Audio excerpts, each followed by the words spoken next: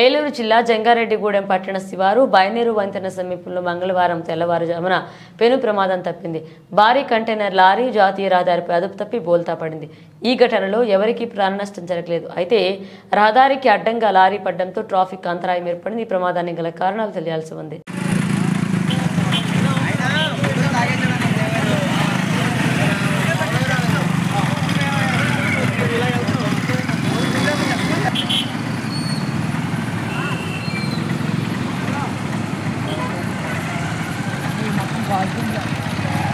అమ్మో ఏ ముహూర్తం లేనాగానమ్మా అమ్మ ఏం చేయాలి తెలియట్లే బాబు.